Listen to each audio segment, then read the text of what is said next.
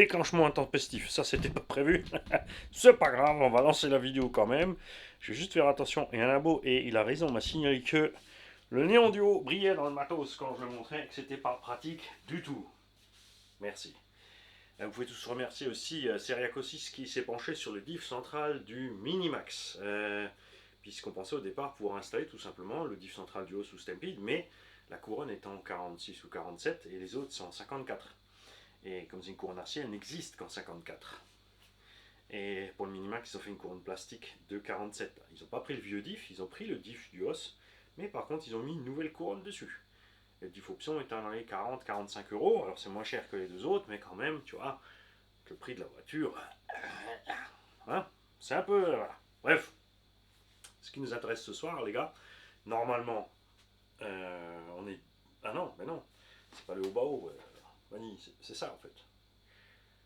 Tu vois, n'importe quoi. Bref, on est peut-être le matin, peut-être le midi, peut-être le soir. T'arrêtes pas de faire ce que tu faisais, traîne pas trop devant l'écran, surtout s'il fait beau, profites-en pour sortir. S'il fait moche, par contre, bricole TRC, laisse tourner les vidéos de Mani ZRC Garage 68 et personne d'autre. Y'a que moi. Et l'adresse pour les cadeaux, c'est le 7 rue des Érables, 68 510, Sirens. Merci.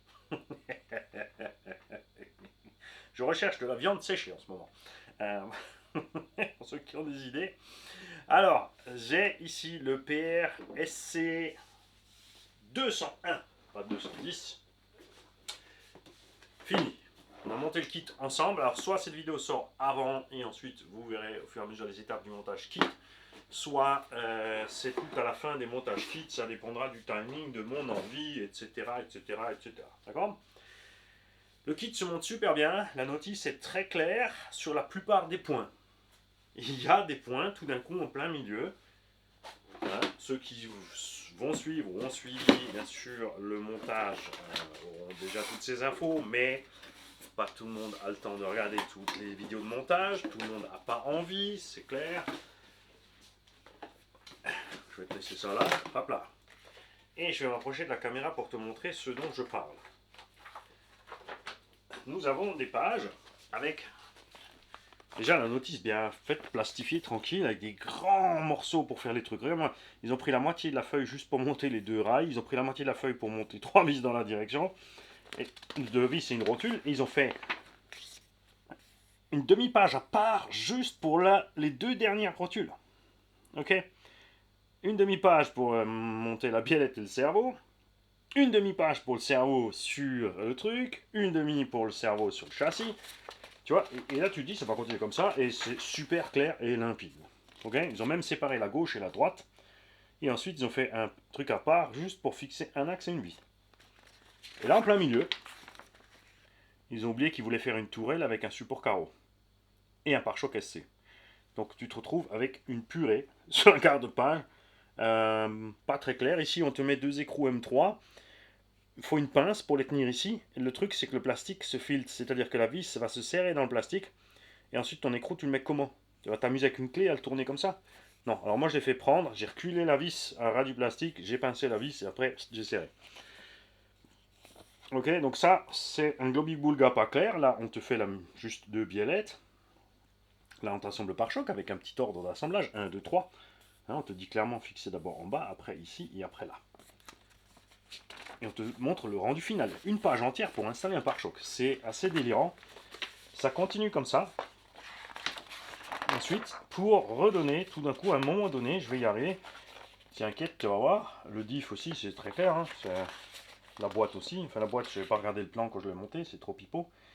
Enfin, tout est trop pipeau, mais je voulais juste suivre le plan un peu pour vous. Les amortos. Il y a une boulette sur la longueur de la tige. Quand c'est rentré à fond, tu défonces le capuchon. Il est impératif de mettre une butée. C'est mentionné nulle part. Je te garantis, mets 5 mm au moins. L'engin, il va toucher par terre. Hein. Le châssis touche par terre, même avec les butées, il n'y a pas de problème. On te donne des trucs intéressants pour les amortos, par exemple, de prendre le bout de la pince coupante et de prendre le bout de la suspension, pas la tige. Tu vois, pas besoin d'outils spécial. On te dit aussi de faire attention quelque part pour le sandwich Au niveau des amortos, j'ai vu le petit avertissement pour ne pas forcer la tige à travers les joints. Ils te disent de passer la tige, de mettre les joints et ensuite de fermer l'embase. Ça, c'est très bien aussi. On a un espèce de truc dingue, je vais te montrer sur le véhicule pour le pare-choc arrière. La tourelle a déjà été montée vissée, il faut renlever les vis, il faut mettre les autres vis pour mettre ce support. Sur ce support se monte ce support qui relie ce support, qui tient un support, qui tient des cales, qui tient le pare-choc, qui tient... Accroche-toi bien, ça c'est tout à la fin, puisque là ça s'arrête ici, et ensuite tu continues avec tes fixations batterie. Les rails de côté, on ne sait pas à quoi ils servent en fait, puisque la batterie elle va nulle part. Pour ajouter des sangles, ça rigidifie pas parce que c'est flexible.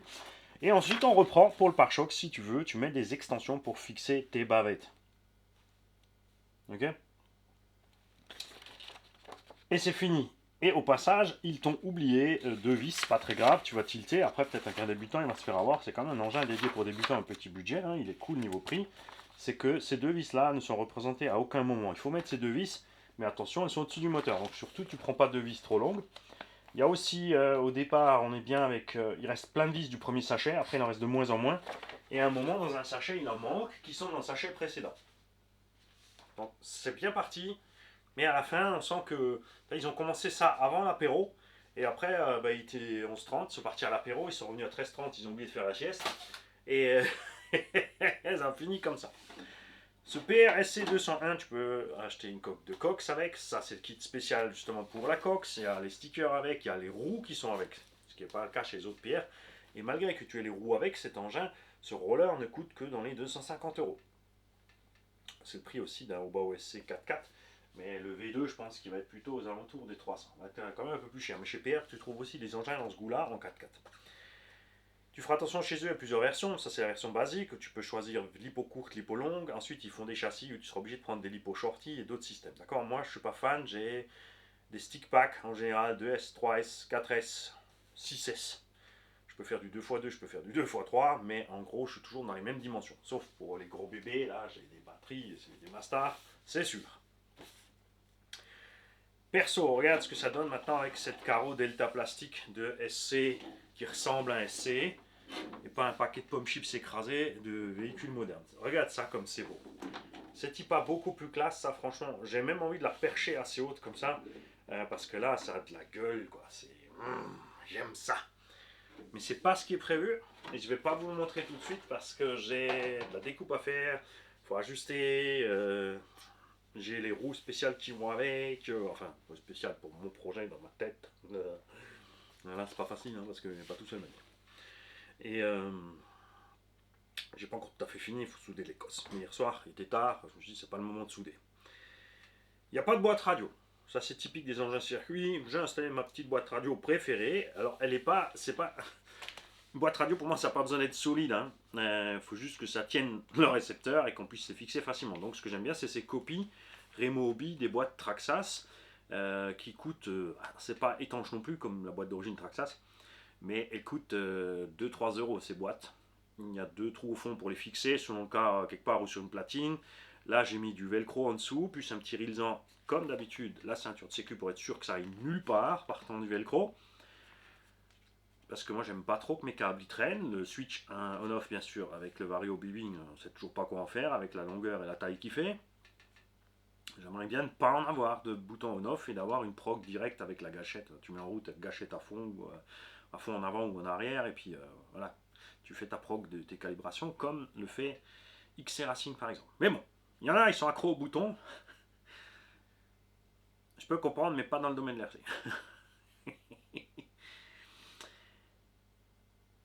Setup suspension, j'ai fait comme ils disent 450 à 500 CST, donc j'ai choisi 450, j'ai choisi les pistons qu'ils ont fait au moment de les monter, j'ai trouvé ça peut-être un peu faible, je suis un peu déçu que les ressorts soient relativement courts et que tu es obligé de tarer déjà pas mal pour être juste en contact. Là, le ressort il est à peine en contact.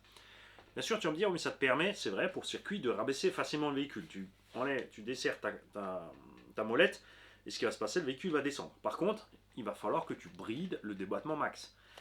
Rien n'est prévu pour brider le débattement max, tu dois le faire de toi-même. Donc soit tu démontes tout l'amorto et tu mets la cale qui va bien sous la tige d'amorto pour empêcher l'amorto de s'ouvrir.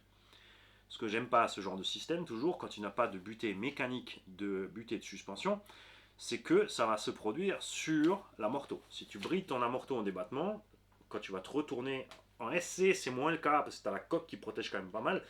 Mais sur les autres TT, tu tires sur la roue. Tu vas sur un tonneau, tu vas tomber comme ça, d'accord? Tu vas arracher quelque chose de la suspension en général. Donc là, tu peux faire simple avec des sangles. Ça fait des sangles.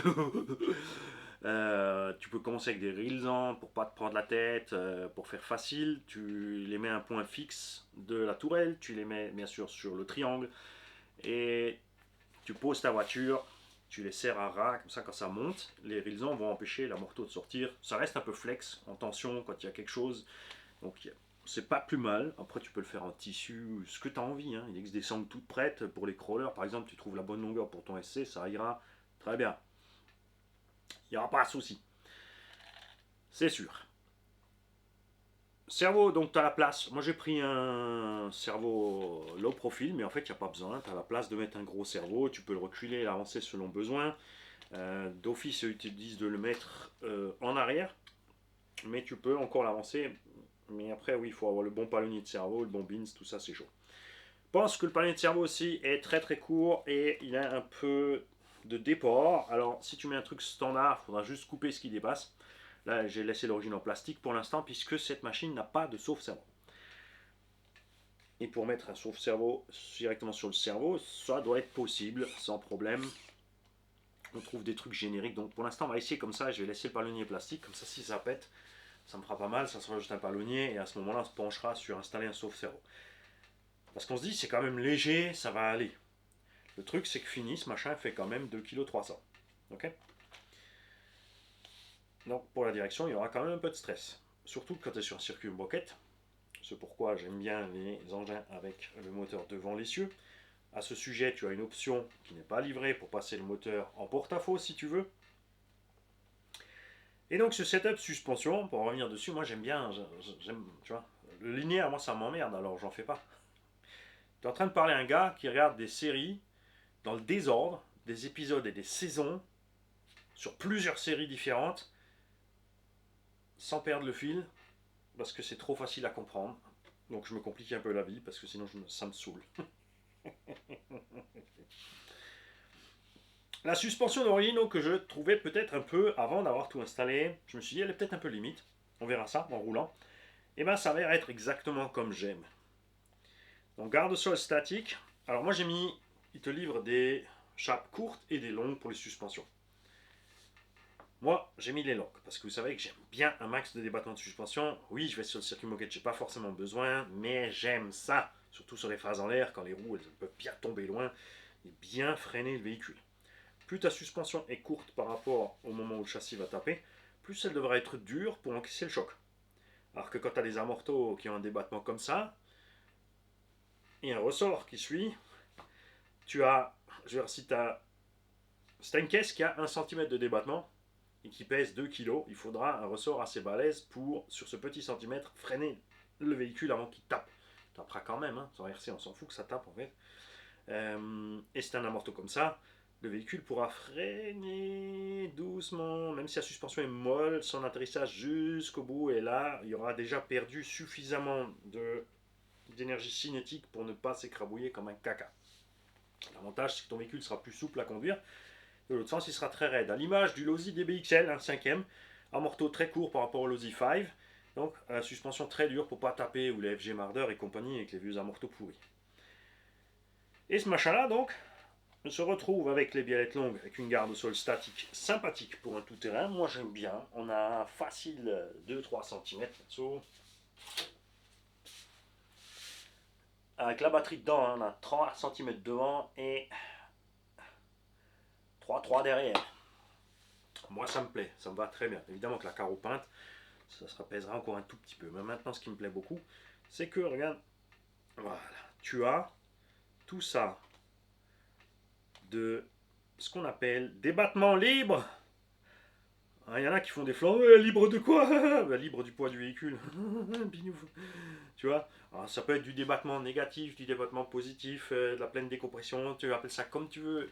Nous, on a l'habitude d'appeler ça du débattement libre. Fin de l'histoire. C'est tout. Tu vois? Et on a donc une grosse garde-sol pour les parties où il faudra de la garde-sol. Beaucoup sont persuadés qu'il faut régler son véhicule au max pour aller dans le gros tout-terrain. Non, pas du tout. Parce que tu vas te renverser très vite, il va être rebondissant en roulant, ça va pas aller, tu le laisses souple. Par contre, il faut que les roues puissent tomber loin.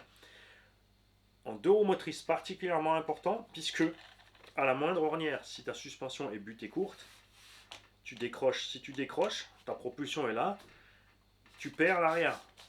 En 4x4 aussi, mais comme tu as les roues en motrice, il suffit de tirer avec un coup de gaz. En 4x2, quand tu seras en l'air, ton coup de gaz te servira à walou. D'accord? Il y aura un peu d'énergie cinétique et de ballonnement des roues, mais ça sera bien plus minime que sur un 4x4. D'où l'intérêt de pouvoir avoir les roues qui restent en contact avec le sol, tu vois. Il faut quand ça se lève que les roues, elles restent en bas. En plus, ça fait de la masse en bas.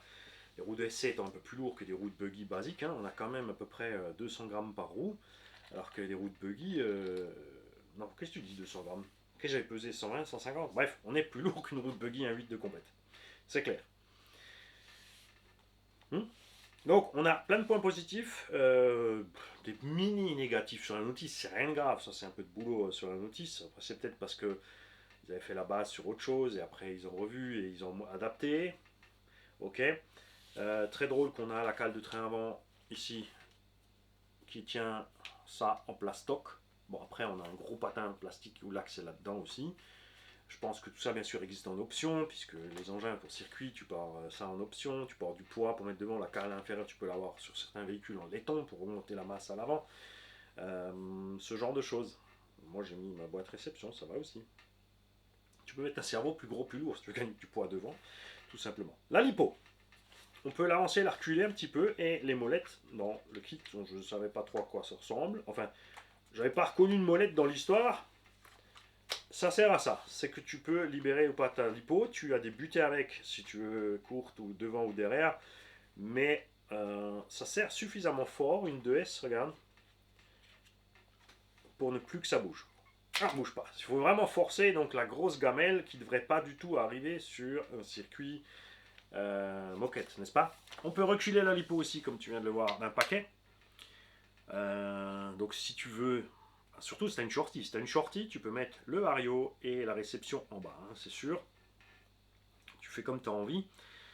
Moi je préfère ça parce que là on peut reculer les masses. On se retrouve donc avec un morceau du poids de la batterie, le variateur et le moteur juste bien là sur l'essieu. Donc on a quand même une bonne motricité. Si on a tendance à trop monter le nez, on peut l'avancer au max. Un simple clips. Avec une shorty, ça sera bien sûr encore plus marqué. Tu peux aussi bien sûr prendre la shorty et laisser ton vario là, hein, c'est sûr. On a donc mis un Max 10 G2. Il y a des varios plus petits, plus compacts, plus légers pour un dixième en 2S ou Maxi 3. Ça suffira large. On a ici un produit d'entrée de gamme, donc tu peux te servir d'un cerveau standard. Là j'ai mis un 12 kg, ça suffit large pour le poids du véhicule. Tu trouves des cerveaux entre 10 et 15 euros sur AliExpress pignon métal, assez rapide pour ce genre d'engin. Parce que là je vais te parler de petits budgets. Le châssis avec les roues dans les 200... Non, il était quoi 220, 230 euros. Tu peux mettre un MH120. Alors le MH120, c'est un petit vario qui prend jusqu'à 4S. Mais, moi je dirais pas il fourrait 4S, mais en 2, en 3S, je sais qu'il tient sans capteur. Tu ne mets pas le capteur sur le variateur MH. En 2S, oui, en 3S, oublie. En 4S, comme dit, j'irai même pas rouler en 4S. Ce petit variateur MH a juste un problème de démarrage. Il faut mettre tout à fond pour avoir un démarrage souple et ensuite il va garder une reprise molle que tu peux compenser. Ouais, mais du coup après ça devient cher. Si tu as une radio où tu peux régler l'expo, bah, ça devient n'importe quoi. Ok, donc tu auras un avantage, c'est que ça sera jamais trop violent pour la transmise. L'inconvénient, c'est que en l'air, pour choper l'assiette avec le variateur MH, c'est un peu chaud. Mais c'est un bon variateur pour idéalement les pistes hard. Tu prends une piste, une indice pas chère, tu mets ce variateur MH120, la carte de prog, tu la prends avec, non, elle est livrée avec, enfin selon les sites, tu regardes, il te faut absolument une carte de prog, hein, ça c'est sûr. Il y a 2-3 paramètres à mettre au taquet pour partir normalement. Ensuite c'est mou sur la reprise, mais c'est pas cher, ça vaut 20 balles un vario comme ça. Tu peux prendre un moteur basique aussi à 20-25 euros et commencer en douceur sans être violent sur la transmission. Bon, moi j'avais ce vario là et ce moteur là et j'ai installé là-dedans. Et là vient pour moi le plus gros point négatif. En mettant ce moteur, qui est un 36-52, alors déjà il faut savoir qu'un 52 ça rentre pile poil au niveau du rail. Si tu mets un moteur plus gros, alors ça C'est sûr, ceux qui roulent circuit s'en fichent des moteurs plus gros, puisque c'est pas réglementaire, ils n'en ont pas besoin. Nous, tout ce qu'il faudra faire, c'est couper l'arrière de la bavette ici, si on veut rentrer un 36-60 ou 65. Ok. Le truc, c'est que ce moteur en diamètre ne me permet pas de changer le pignon. Avec la couronne fournie, j'ai mis un pignon de 26, enfin entre 25 et 26 je peux mettre. J'avais pas de 25, j'ai mis un 26. 24, les dents sont déjà trop loin, parce que j'avais un 24. Tu ne peux pas profiter du réglage en fait, le moteur est trop gros, il touche de ce côté le train et de ce côté il touche la butée avant. Et là j'ai pas trop compris. Alors le moteur G2 est peut-être un peu plus gros en diamètre avec les rainures de ventilation et peut-être qu'un 36 52 basique aura un peu plus de marge, mais ça se joue à 3-4 dents. Tu vas me dire oui mais c'est normal parce qu'eux ils changent les couronnes sans arrêt. Moi je suis pas fan. Parce que couronne plus pignon chaque fois pour le changement de rapport, moi ça m'emmerde. Moi ce que j'aime bien c'est t'as une couronne et ensuite t'as un réglage moteur de dingue qui te permet de mettre un pignon de 15 à 25 par exemple. Hein. Donc on verra ce que ça donne ici niveau perf avec ce pignon de 25. Alors, j'ai essayé avec une petite 3S vite fait puisque j'avais la bonne prise et j'avais pas d'adaptateur donc j'ai vite branché bien sûr pour essayer. Grâce au capteur évidemment on peut partir en douceur. Je vais le laisser en 2S. On va commencer très probablement selon les performances sans turbo timing et on pourra toujours en mettre si besoin. Si besoin, je dis bien si besoin. On va voir ça. J'aime bien qu'on ait un ski devant fait du pare-choc.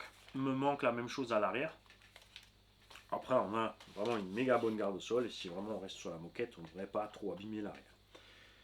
J'ai utilisé des bagues en plastique de 5 mm. Et on est pile poil, tu vois, sur les butées. Si tu les mets pas, ou tu mets plus court pour arriver vraiment au max, évidemment, ta suspension va pouvoir monter encore un peu plus, ce qui va t'aider sur certains atterrissages de ce genre. Et tu vois, ça monte déjà loin. Mais il ne faut pas oublier aussi qu'il y a la carreau dessus. Donc moi pour l'instant j'ai mis 5 mm devant derrière. Derrière on aurait pu passer un peu moins. C'est vrai que derrière on a un peu plus de marge. Mais ça me va. Parce que comme dit, il y aura la carreau au-dessus. À un moment il faut de toute façon s'arrêter, sinon on déglingue la carreau. Que ça frotte, ça c'est habituel en essai. C'est pas la peine de se dire je vais régler mon essai de façon que mes roues ne touchent jamais ma carreau. Oublie. À un moment ça va ballonner, ça va appuyer fort, ça va déformer, ça va frotter. Ou sur un retournement c'est ta carreau qui descend, tu vas frotter aussi ton pneu. Il y en a comme ça ils s'obstinent mais ils n'ont pas compris encore que quand tu fais des tonneaux, c'est la carreau qui descend. Voilà. Je suis content de la qualité du plastique, de l'idée de faire certains morceaux souples. Évidemment, pour ceux qui ont fait la compète, ce genre de tourelle flex et tout, c'est pas du tout de leur goût parce que ça bouge, on perd sur tout ce qui est flex, on perd sur la suspension. Hein. Mais pour un débutant, je pense que ça va bien pardonner, ça va pouvoir bouger, on ne devrait pas avoir de casse. Et finalement, pour de la moquette en 2S, avec une performance raisonnable, à mon avis, il n'y a pas besoin de mettre trop. Hein. Il n'y a pas besoin de mettre trop. Pourquoi j'ai pris le PR 201? Parce que je voulais un SC avec moteur devant. ICC Racing n'est pas encore là. Chez ICC Racing, si tout va bien, j'ai commandé le Truggy Indice, donc il est plus court. Il a les triangles un peu plus longs, avec moteur devant l'essieu aussi. Comme ça, j'aurai un Truggy, j'aurai un SC. En 4x4, j'ai le Hubao. Et tout ça pour rester sur des engins entrée de gamme circuit. Et on fera peut-être aussi, si ça me prend, d'un côté, j'ai envie de le faire, c'est de faire une série de véhicules vraiment pas chers qui peuvent tourner sur le circuit moquette. C'est pour ça que j'ai pris le Tamiya Top Force par exemple. Il devrait subsister à ce circuit moquette sans problème. Même si au final, tu vois, tu as le véhicule 135 €, le kit de roulement 145, tu vois, le prix il grimpe vite. Et de prendre certains engins aussi qui, vous allez voir, vont surprendre pas mal sur la moquette. BSD Racing, rebadgé donc T2M Pirate Razor 4x4, le buggy là qui est en entraxe long parce que j'aime bien ces dimensions là. Je suis pas trop fan des buggy indices tout petits tout courts là, X-Ray, XB truc, machin, tout ça là, c'est qui trop. Si, autant prendre un 12e. Je rigole. Nous avons bien sûr d'un tonton ici, savoir tonton court-circuit, le Hobbytech BXR S1, mais avec les options, donc c'est pas encore le S2, mais on a déjà pas mal d'options dessus. Le S2 vraiment sur circuit moquette, ils ont mis le pavé au bon endroit. Tu prends le S2 en kit, pour débuter moquette, franchement, il n'y a pas d'autre engin à ce prix. En kit, voilà, tu es obligé soit de taper dans la gamme tout de suite au-dessus, soit tu es dans la gamme en dessous qui est pas terrible non plus. Mais ce petit BSD, il est pas lourd. Il est déjà brushless, aux alentours de 200 euros. Oui, la T2M va être à 300. On va prendre la version FTX ou le T2M. Je ne vais pas descendre sur le FTX Carnage, donc le indice vraiment petit. Je préfère l'indice XL. Hein, pour te dire, donc de chercher des véhicules dans cette gamme-là, RTR, alors ce ne sera pas les meilleurs, ils n'auront pas tout ce qu'il faut. Mais, parti sur un circuit moquette, si tu en as à disposition, c'est un petit budget, faible coût d'entretien, et ces véhicules ont prouvé qu'ils ont une endurance relative si tu restes en 2S.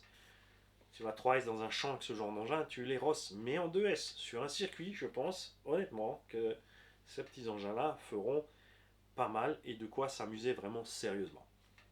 Bien sûr, on avait déjà le 10 TT 2.0, mais je ne peux pas tout acheter en même temps et tout garder. C'est pour ça que le 10 TT est parti et on a pris le 10 SC à la place.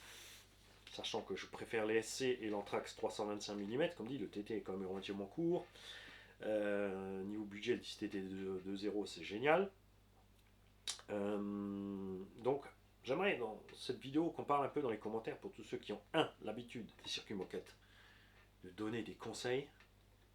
C'est vital. Ceux qui ont de l'expérience, de partager leur expérience. Ceux qui ont essayé des véhicules pas chers sur le circuit moquette, qu'est-ce qui va bien, qu'est-ce qu'il faut éviter. Et ensuite, bien sûr, les pros qui ont des engins à 1200 balles pour rouler sur de la moquette, X-Ray, XB24, machin, bidule, 4x4, truc muche, avec le combo de folie. C'est sûr qu'ils nous mettent un tour tous les 2 tours. On va pas se mentir. Mais ce qu'on attend de vous, les pros, Ziggy, s'il te plaît Ziggy, toi qui es entre-temps devenu un adepte de la moquette, sans jeu de mots, partage-nous ton expérience sur la moquette. Bien sûr, Jessica J aussi, hein, Tata Jess. On veut, dans les commentaires, voir des discussions fleurir sur tout ce qui est. Alors, je parle pas des rageux, de ouais, lui il a tort, il faut faire ci, il faut faire ça. Non, je veux du partage. Je conseille ci, je propose ça, ça serait bien, ça sera peut-être moins bien, mais après c'est à chacun de tester. Je rappelle que le but de l'ARC, c'est que chacun s'amuse, peu importe ce qu'il prend. Tu es adepte au Bitech, roule au Bitech. Si tu es heureux, quelle importance. Surtout, ne t'offusque pas quand les gens te disent Bitech c'est pas bien. Il y en a qui pètent des fusibles, mais ils ne te payent pas. Ils ne te payent pas. C'est toi qui dépenses l'argent chez eux. Donc, c'est pas la peine de partir en guerre pour rien. Il faut aussi essayer de comprendre les gens qui n'aiment pas et pourquoi. D'accord? Pose-leur des questions. Essaie de partager. S'ils ne sont pas partageurs, évidemment, là, tu vas partir, tu vas le cocher en rageux. Il n'aime pas au Bitech, mais il ne partage pas, donc tête d'œuf. Dégage. C'est là où je veux en venir. Hein. On veut du partage, quelles que soient les marques. Donnez-moi des idées. Nous, bien sûr, on ira avec le X12 maintenant qu'il est prêt. On emmènera la X10, mais c'est vrai qu'il y a certains passages. L'escalier pour la X10, il faudra vraiment bien que j'atterrisse à plat. On va voir ça. On va emmener de la VL Toys, parce que ça, c'est le côté cool. Il y a des clubs, des fois, t'arrives et les mecs, voilà, ils sont dans un club, tu as des fanas X-Ray, donc tout le club roule en X-Ray. Parce qu'ils ont réussi à convaincre tout le monde. Il y en a un qui a des petites remises, donc il a refourgué ses voitures à tout le monde. Mais c'est important, pour moi, je trouve, pour un club, de laisser la place à ceux qui n'ont pas forcément un gros budget. Parce que plus il y a d'abonnés dans un club, plus il y a du monde qui va aider pour le circuit, plus il y a du monde qui sera là quand besoin, plus il y a un budget de base. Parce qu'organiser des compètes, des trucs, c'est bien, mais c'est ponctuel. Alors que si tu as une masse d'abonnés, ils sont là tout le temps. Donc il y a une caisse au circuit. Et il est important, pour moi, d'accueillir ces gens-là, de ne pas leur dire ouais, c'est une merde chinoise que tu roules. On en voit les choses changent, mais on en voit toujours encore trop de ce genre de gens dans les clubs. Et il faut que les gens qui dirigent les clubs parlent à ces gens-là pour leur dire écoute, arrête de dégoûter les gens. Parce qu'ils ont une voiture qui ne correspond pas à tes attentes. Laissez les gens venir avec leurs engins pas chers, laissez-les goûter au circuit et ensuite laissez-les évoluer. Tu vas voir qu'ils vont prendre goût tout seuls et d'eux-mêmes ils vont grimper en gamme. Tout doucement ils vont commencer à t'écouter pour les réglages. Si tu es partageur, si tu veux imposer tes réglages, ferme-la. Ta gueule. Ceux qui veulent imposer, fermez-la. Dégagez. Laissez les autres tranquilles. Mettez en avant le partage et rien d'autre. Parce que tout le reste, ça va vouer à l'échec. Hein? Et t'en as rien à fiche que le mec il roule avec une merde chinoise tant qu'il s'amuse et il a payé son abonnement, puisque son abonnement te bénéficie à toi aussi, le rouleur pro, puisque sans tous ces gens, les circuits n'arrivent pas à vivre, donc t'as pas de circuit. Ensuite, il suffit de discuter, vu que les pros, ils font jamais des longues sessions. Ils roulent pas 30 minutes d'affilée. Les mecs, ils font des 5, 6, 10 minutes, ils bombardent, donc c'est pas très compliqué de discuter, de dire, ouais, tu vois, si le pro il est là en train de rouler, toi tu arrives en tant qu'amateur, tu le laisses finir, tu le coupes pas sur le podium, il est concentré. D'accord. Tu attends qu'il est fini, et quand tu descends, tu te présentes. Présentez-vous, prenez l'habitude de vous présenter, serrez les mains, les mecs, regardez les gens dans les yeux, présentez-vous et demandez tout simplement. Écoute, est-ce que ça dérange, tu vas rouler de nouveau tout de suite ou tu prends un petit temps de pause ou un réglage, est-ce que ça te dérange si je roule vite 5-10 minutes avec ma petite machine. Propose 5-10 minutes, pourquoi? Parce que lui roule 5-10 minutes, donc tu vas pas dire voilà, moi je fais mon pack 30 minutes et puis lui il a fait ses petits réglages, il a rechargé sa batterie et il veut rouler aussi, le gars, d'accord. Il y en a qui veulent pas se mêler parce que lui bombarde et il se dit que si toi tu es au milieu, il te rentre dedans, il va t'abîmer ta caisse, il va pulvériser la sienne, ça va pas l'amuser, toi non plus. Il y en a qui disent vas-y t'inquiète parce que comme par exemple Phileas. Phileas, je me suis régalé au Décathlon puisque j'attendais à côté, il me dit pourquoi t'attends? Je dis ben, je te laisse bombarder. Il m'a dit non, non, j'ai besoin d'un obstacle, ça m'aide. Vas-y, roule. Tu vois. Allez, petite manchette au passage, merci Phileas. Mais il a bien sûr tout à fait raison. Du coup, j'étais une chicane mobile pour lui et ça l'amuse aussi. Donc il y a des pros comme ça, il y en a qui veulent absolument rouler tout seul dans leur truc, il y en a qui veulent rouler à leur bande de 3 parce qu'ils se roulent dans les roues et ils aiment leur truc. Mais il suffit juste de discuter et de patienter un petit peu. C'est sûr, c'est pas drôle si t'en as un qui roule pendant 45 minutes non-stop et toi t'attends 45 minutes. Mais quand je vais sur circuit, systématiquement c'est ça. Les pros roulent 5-10 minutes, peut-être un peu plus. Après, ils sont occupés à des réglages, à du nettoyage, à un machin. Après, ils papotent entre eux, ils papotent de réglages. Et finalement, sur une journée, ils font sur 4 heures, ils vont faire 3, 4, 5 sessions de 10 minutes. Alors que moi, je vais poncer tout le temps qui reste où ils sont pas là. Et quand j'ai le droit de rouler avec eux, parce que ça les dérange pas, et ben, je roule non-stop. Voilà, c'est sûr. Donc tout ce que je veux dire, c'est bordel, communiquer quoi. Hein. Vous faites pas des nœuds au cerveau sur l'orthographe, le parler bien le français. Ça on dit comme ça, on dit là pas le, on dit ci, on dit ça, machin, il faut le préfixe, le truc, le bidule, t'en as rien à foutre. Apprenez d'abord à communiquer avant de vouloir faire les choses d'une certaine façon butée comme des neuneux. Je supporte plus ces gens-là et je pense qu'à un moment je vais commencer à faire ce que je faisais avant, c'est de redistribuer des baffes à tous les casse-couilles. Parce que c'est un sport que j'aime bien et que ça les aide finalement, parce qu'ils voient les choses différemment après. Hein. Même s'ils changent pas, toi ça t'amuse. On va recommencer. Oh non, il prône la violence. Ah. Une baffe, c'est pas de la violence, c'est un signal pour ceux qui comprennent rien. C'est juste animal, danger. Ah oui, voilà. Les mecs, je vous souhaite à tous une belle journée.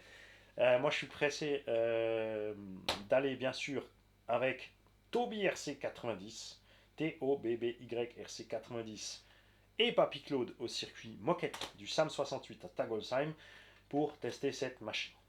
Je l'ai pris, principalement pour rouler là-bas. Après, vous me connaissez, ça reste un TT et moi j'aime la terre et le sable. Et évidemment qu'il ira faire des tours dans la pelouse. Vous me ferez penser de ne pas oublier de coller les pneus puisque je ne les ai pas encore collés et que je vais certainement oublier, je vais partir et mes gommards vont se barrer, on va tous se marrer, mais c'est pas le but de la manœuvre, hein, d'aller abîmer la bécane. Et je suis surtout pressé de vous montrer le projet final, qui lui par contre sera pas adapté du tout sur le circuit moquette. C'est juste pour une, c'est plus pour une question de look. Et je suis en train de me poser la question maintenant que j'ai monté cette caisse, si je vais pas plutôt me reprendre un Arma Fury pour faire ça parce qu'il me faut un engin. Il me faut un engin. C'est plus fun avec une transmission. Ça c'est une transmission pour circuit. D'accord. Ça encaisse certaines choses. C'est solide. Mais il faut dire ce qui est. Gorgon, Fury, Vortex, deux roues motrices. Leur transmission 2VD. Tu vois, chez Traxxas, il faut la Magnum. Pour comparer. Donc tu prends un pauvre Fury 2VD. tu peux quand même balancer sur la transmission des puissances absolument débiles. Et là, ça sera vraiment drôle. Donc je pense que dès que j'ai éteint la vidéo, je vais aller chez RC Fast Car sur le site me commander un petit Fury. Charbon, bien sûr. Et ensuite, on mettra ce qu'il faut.